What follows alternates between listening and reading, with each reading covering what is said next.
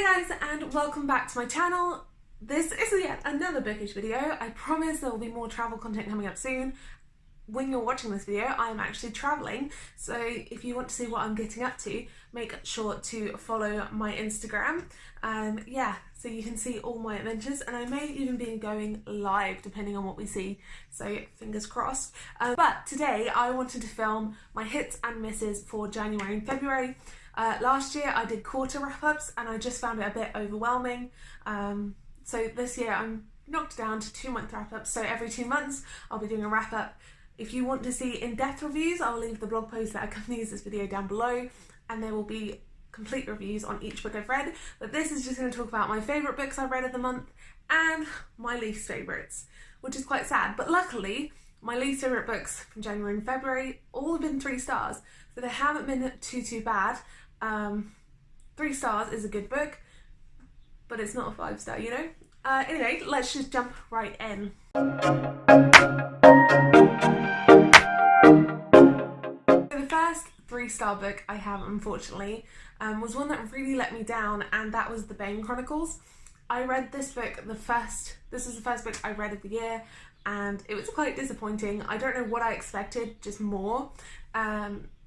I did like some of the stories in it, and those will be in that blog post, all the stories I really enjoyed from it. However, some of them just felt disconnected, didn't really make sense, didn't feel in character to Magnus, which is really upsetting because Magnus is one of my favourite characters.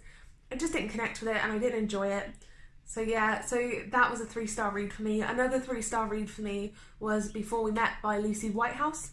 Now, thrillers for me are very complicated. I have a very complicated relationship with thrillers. I want to be surprised, I want to be shocked, I want to not be able to guess what's going to happen, I want to not know who did it until the very end. That's really difficult. The only thriller I've read so far that's been able to do that is Gone Girl.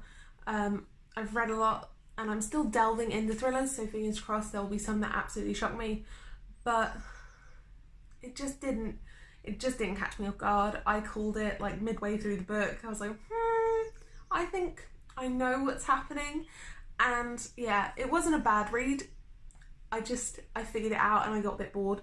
I'm like that with certain TV shows too. If I can figure out who did it, then I don't really enjoy it as much. So I tend to like more comical, light-hearted. Barring NCIS, that's just, there's nothing wrong with it. You can't change my mind. But anything that is a bit too repetitive or follows a formula, or if I can guess, I get a bit bored. So yeah, only 3 stars for me. A great book that really caught me off guard lately was They Did It With Mirrors. Is that? No, They Do It With Mirrors by Agatha Christie. Now that one really caught me off guard and I couldn't figure it out. So I really enjoy books that give me a bit of a challenge and I can't figure out. But yeah, not a bad book, just not a great thriller. I would still say read it if you really enjoy the genre, but it just didn't do it for me, which is really sad. The last book that was a bit of a miss for me, which is really disappointing, is To Make Monsters Out of Girls by Amanda Lovelace.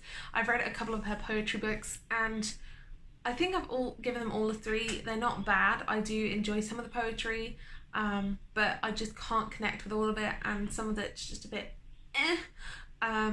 which I feel really bad for saying because I know they're very personal and I know poetry is a very personal thing. But yeah, I just couldn't connect with a lot of the poems in here. It was good, it was nice, so it was nice, it was good, and I will probably still pick up more of her books, but none of them have really wowed me, and maybe that's because I really enjoyed Ruby Carr's poems. I really feel for those. I think both of Ruby Carr's I've read, I've given a 5 and a 4, so I think maybe that has something to do with it. I'm not sure, but I still will be reading her poetry collections. Hopefully one of these days they will get a 5-star from me. But yeah, a good book, just didn't hit the mark for me all the way. Right, so that's all my misses. We've got them out of the way. We've got all the sad things that we like talking about. I want to reiterate, none of them were bad books. You know, they weren't bad at all. They were really enjoyable. I really liked reading them. However, they just didn't do it for me, and I think that's a difference between being bad and just a bit disappointing, because you go in wanting these grand things and they just don't happen.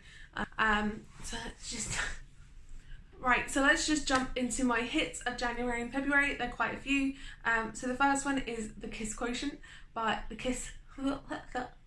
Right, so the first one is the Kiss Quotient. Why can't I speak today? By Helen Huang. I think that's how you pronounce her last name. This book was just so cute, so romantic, so sexy. Oh, I loved it so much. Now, this is my first like jump into what we would call the like romance genre. Oh, but I loved it. It was so cute, and I can't wait to pick up the bridal test. I think I'm gonna love it. And I listened to the audiobook and it was so good, and I flew through it in like a day. Oh, it was just so stinking cute. I need more of this. Speaking of like cute relationships, we finished Obsidian, which means we finished the Illuminae files.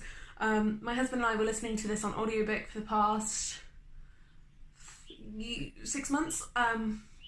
This was like our together audiobook for when we go on trips and things, and I have never been so just shooketh by a series. The series is so good. I highly recommend it, especially if you're wanting to dabble in sci-fi. I don't know what we're going to read next to replace it. Like, I physically miss having these books in my life, and I'm trying to debate whether it'd be worth re-listening to them.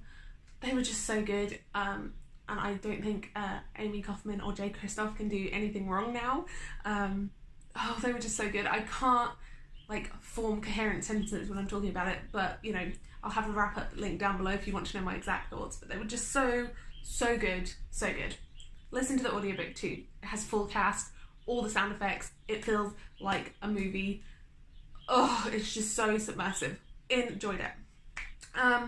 One that is an oldie but a goodie, and I was really hesitant when I went into it, was Warm Bodies by Isaac Marion. I love this film. This film is one of my favourite films. Come at me if you want. I am obsessed with zombies. Like, I love zombies. I just do. And when you read a book that has already been turned into a film and you have seen the film first, it makes you a bit hesitant to, or at least it makes me a bit hesitant to read that book. Like, what if it spoils the film for me? And I was so worried about it, but I read it and I just thought it was cute. I thought it dealt with, I don't want to spoil it, but the ending dealt with something a bit more heavier than maybe the film did. I just really loved it. I really loved it. I thought it was cute, and basically if you want to know what it's about a zombie who falls in love with a human, and it's just a cute story. It's really enjoyable. I liked it. I enjoyed it so much. And then my last hit of months, I guess is what I need to say. My last hit of the month was Timo the Adventurer.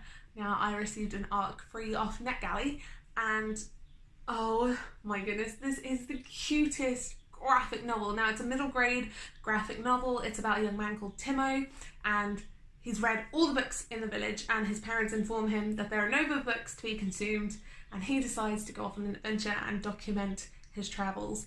And it's just so cute. I've fallen in love with him. I love the characters. I love the like little animals that are surrounded in this book. It's just so good. If you really liked Gravity Falls and kind of the animation style of that, you will love this. And I need book 2 in my life now because it ended on a cliffhanger, and I wasn't ready for that. So yeah, so that's all my hits and misses. Again, if I've like thought your favourite book was a miss, it's nothing like personal. They just didn't do it for me, and it would be very boring if everyone had the same reading taste. I say it anytime I unhaul, get rid of a book, or talk about my own favourite books. We all like different things, and if we didn't, the world would be very dull. Yeah, so let me know what books you have really been loving over the past couple of months, and I will see you again soon with a bookish, lifestyle, or travel video. Make sure to subscribe to my Instagram, hit that subscribe button and ding that bell to be notified anytime I post a new video. See you soon, bye!